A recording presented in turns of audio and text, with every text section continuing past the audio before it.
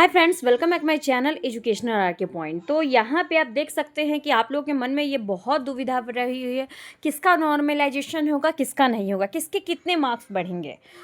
तो आपको इस वीडियो में सारी बातें बताएंगे। उससे पहले अगर आप इस चैनल पर लाइक नहीं किए हो, सब्सक्राइब नहीं किए हो, तो फटाफट like and share and subscribe जरूर करो।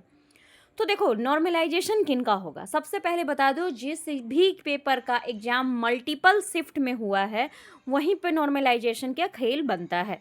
वरना नॉर्मलाइजेशन से देखो, नॉर्मलाइजेशन का मतलब क्या होता है कि किसी शिफ्ट में आपसे हार्ड पूछा गया, किसी शिफ्ट में आपसे इजी पूछा गया, तो वहाँ पे सबको इक्वलिटी यानी कि इक्वल फॉर्म में करने के नॉर्मलाइज किया जाता है। लेकिन पीजीटी में कुछ बहुत सारे ऐसे यानी कि स्टेट पेपर में ऐसे बहुत सारे पेपर 2 में है जिसमें जिनका एक ही शिफ्ट में पेपर हुआ, तो भाई देखो, उन लोगों को डरने की जरूरत है, वहाँ नॉर्मलाइजेशन नहीं होगा।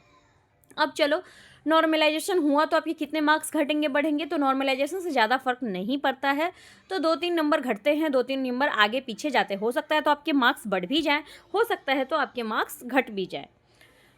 फिर यहाँ पे देखो, वहाँ पे आप पासिंग वगैरह आप सब कुछ जानते हो कि पासिंग परसेंटेज क्या है। अगर आपने वो वीडियो नहीं देखा है तो पासिंग परसेंटेज वाला वीडियो देख लो।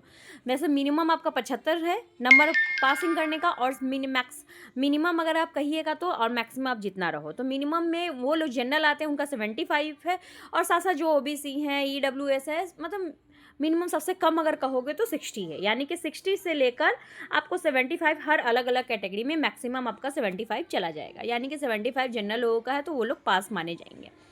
तो देखो, आप नंबर कहाँ घटेंगे बढ़ेंगे, बहुत लोगों ने चैलेंज किया। आपके मन में ये भी सवाल होगा कि क्या जिन लोगों ने पैसा लगाया सिर्फ उसी का नंबर बढ़ेगा।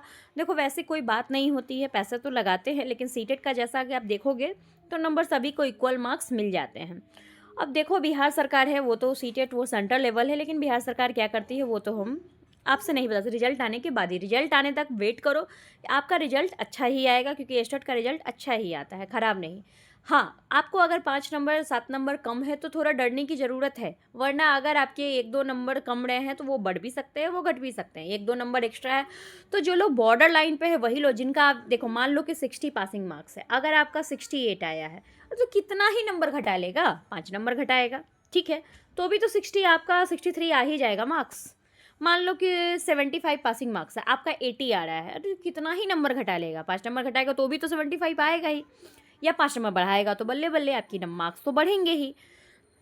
तो देखो, बहुत सारे क्वेश्चंस भी, बहुत सारे पेपर में क्वेश्चंस ऐसे ऐसे हैं कि इतने गलत हैं जिसका आप विश्वास नहीं। मैथ्स के पेपर में, मैंने मैथ्स का पेपर आप देख लो उठाकर, उसमें बहुत सारे 20 से ज़्यादा, तो उनको तो 20 ग्रेस मार्क्स देना चाहिए, लेकिन ये स्टेट वालों को है देना चाहिए। अब देखिए क्या देते हैं क्या नहीं। 15 दिसंबर तक, तो यहाँ पे तो डेट ही डेट संशोधन कर कर डेट वो लोग इतना बढ़ा रहे हैं, पता नहीं रिजल्ट कब देंगे। वैसे उनकी जो डेट फिक्स है वो 15 दिसंबर है। अब देखो, ये 15 दिसंबर को रिजल्ट आ जाएगी तो आपके लिए बहुत ही अच्छा बेनिफिट हो जाएगा। दूसरी बात है कि अगर आपने अनदर एग्जाम का फॉर्म नहीं भरा है तो एग्जाम का फॉर्म भरिए, तैयारी कीजिए, और बिहार पढ़िए, ठीक है, यहाँ पे लगे रहिए, लेकिन बहुत सारे पेपर्स अभी आ रहे हैं, उसका फॉर्म वगैरह फिलअप कीजिए और दीजिए एग्जाम को। जो टीचर्स बेस्ट हो, ताकि पढ़ाई तो आपको वही करनी है, तो एग्ज़ाम सबको भी दीजिए। और साथ ही साथ अब इसका टेंशन छोड़ दीजिए, अब जो होना है वो रिजल्ट आने के बाद ही क्लियर होगा। तो यहाँ वहाँ देखने से अब कुछ नहीं है, आपने जितना मेहनत करना था वो पहले ही कर चुके हैं, और जो भी मार्क्स है वो आपको अच्छे मिलेंगे, डोंट वरी, रिजल्ट इसका अच्छा आता है। फिर मिलेंगे नेक्स्ट वीडियो में नई इन्फॉर्मेशन के साथ। Thank you for watching us. I hope so कि अगर आपको कुछ पूछना हो तो नीचे कमेंट बॉक्स में लिख सकते हैं, वहाँ से आपको रिप्लाई ज़रूर मिलता है मेरे चैनल के माध्यम से।